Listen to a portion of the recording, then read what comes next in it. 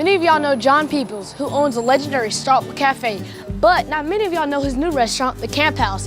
It's been serving up amazing food for the past few months. Can't wait to go see what they have cooking. All right, chef, so thanks for having me back here and teaching me all these dishes we're gonna do.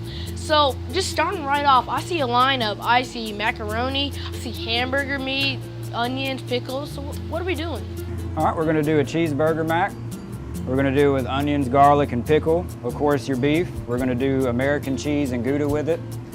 And cavatappi noodles. We use bacon grease. It's our way of conserving the leftover grease from when we do bacon every morning.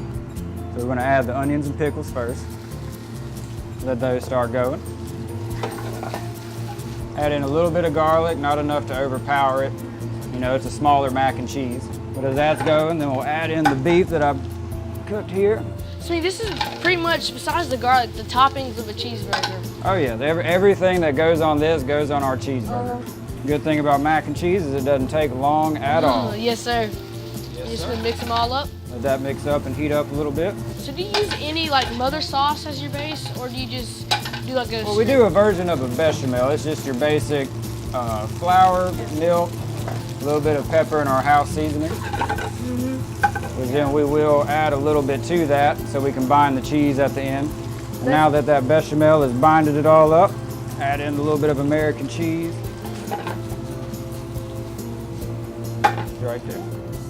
Don't want to over cheese it. All right, so that's looking amazing, chef. And it even starts to smell a little bit like a burger. I'll come over here, scoop it in the pan. Smells amazing. The key to a good mac is nothing's burnt on there. Put a little American cheese on the top. Let's put the icing on the cake. We just slide it in there, let it melt for a little bit. Grab that after it's melted. There she is. Drop it right on top. And that is a cheeseburger mac and cheese. You know, chef, that's one beautiful and fast dish. It's amazing. I cannot wait to eat this.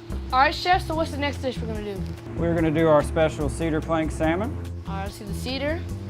And it's actually very easy. The longest part's the actual cooking. But what you do is you just give it a little house seasoning, nice little blend. You don't want to do too much because you want all the cedar flavor to soak in there. And then we'll grab just a little bit of oil. So do you soak your wood, or do you just go? We do. We soak it in water and oil. We're going to go ahead and set it on the plank because it's nice oiled and seasoned now. And all we got to do is take it to the green egg.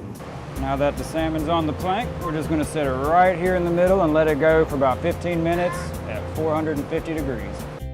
And for the side of the cedar plank, all we're going to do is do a basic stuffed portobello. We've already taken out and scraped out the gills from it. See some beautiful shrimp in that. And what we're going to do is we're going to put just a little bit of the cheese on there. That's pepper jack, Gouda, and Parm. These are great cheeses to go in the green egg because they kind of soak up all the flavor, and the Parmesan goes on top because it's naturally saltier. Now that everything's loaded, we're going to take this out to the egg along with the plank. Now we're going to add the stuffed portobello and the glaze for the salmon. You almost follow salmon like you would chicken. There's a nice white line starting to form. And that's how I know when to do the glaze. You let it go everywhere because it'll season the board around it. Now we got another 5 minutes and we'll be ready to enjoy it.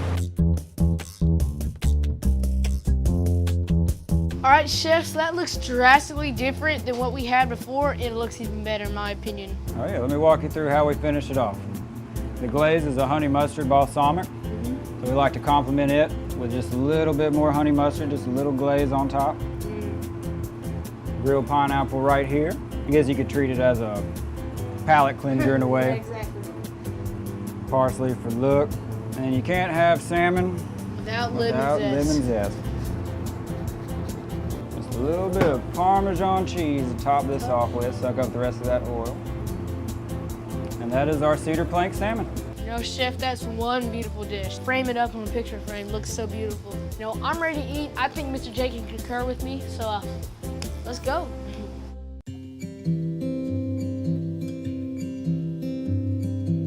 All right, John, you and I, we go back a long way.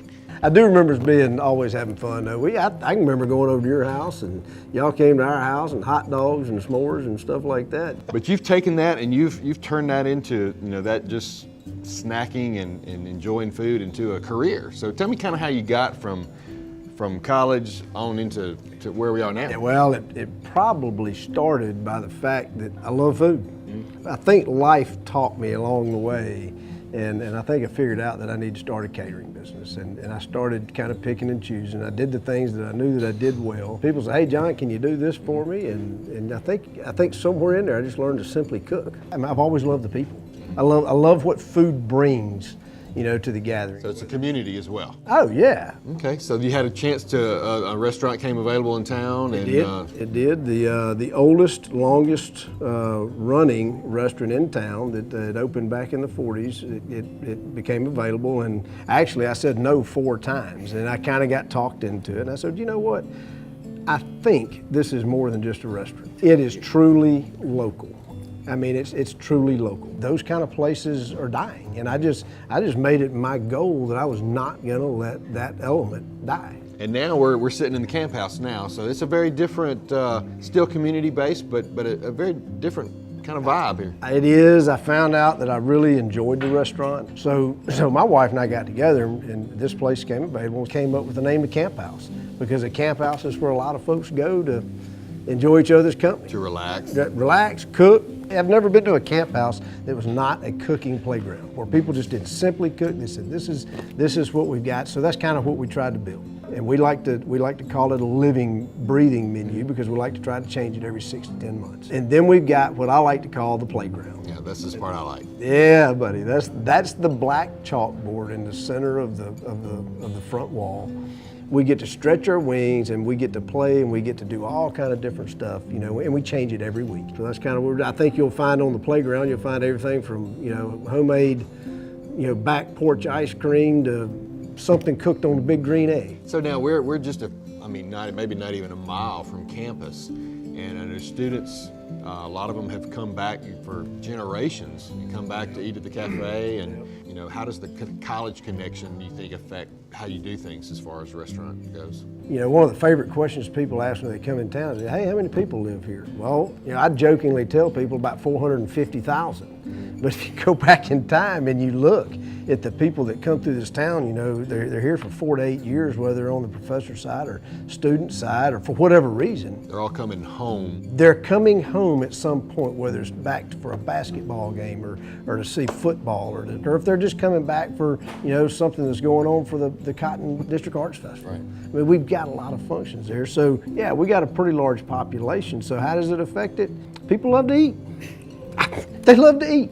And if they love to eat, this is a small place, very small. But when people love to eat, they're gonna try different things. You not only have the restaurants, I know I've been with you when you've done the crawfish boil down the Cotton District and other things, and so there's all kinds of things that are community focused. Go back to that whole camp house spirit and the whole spirit of cooking. And when do you have the most fun in life cooking? When you're around a lot of people. You know, we've talked about the food, we've talked about going to the playground. I think it's time to play. Let's go eat something. Let's go eat.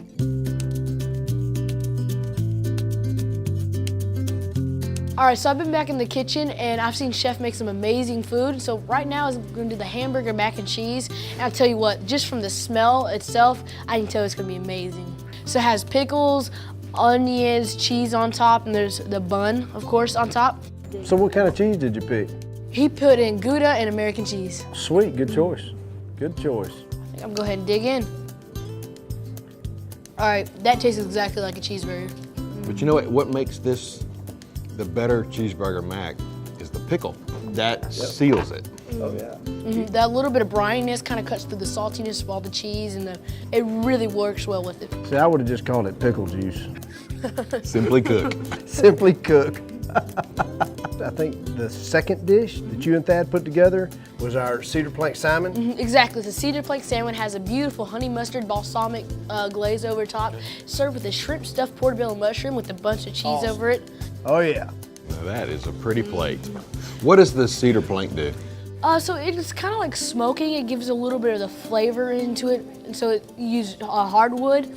And so just infuses the salmon with the flavor. Salmon's always been a big thing, but any kind of fish can work. But Mark, tell me something. I'm just curious. Where do you think that plank came from? Home improvement store. Hey, pretty smart. Went down to the hardware store, picked up some Western red cedar, planed it, and anyway, so. I mean, I can taste a little bit of the smokiness from the plate. It's amazing. What do you think about that mushroom, Jay? This could be a main dish. Yeah. It really could. I mean, maybe it is, but I'd probably order the mushroom with the shrimp with a little salmon on the side. I think Thad's got some ice cream prepared for us. Mark, did he tell you about that? He said he was doing some new stuff with some ice cream. Salted caramel, I heard, was this week's flavor. I mean, one of my favorite combinations. Wow. Looks amazing. It's So do you too know- bad y'all don't have a spoon. Oh, aren't you funny? The fun thing about this is we're actually doing this the old-fashioned way. We're using an actual ice cream freezer out back. It's got a rich custardy kind of flavor to it. The only problem with this ice cream is the bowl is too small. I agree. Well, that ice cream was amazing, and I know next time, for sure, what I'm gonna do next time I come is I'm gonna get my own bowl. I agree. So John, I wanna thank you and your staff, Chef Thad, and your staff here at the Camphouse for having us. So thanks for joining us, and we want you to join us next time as we continue to eat our way through Starkville, Mississippi's culinary town.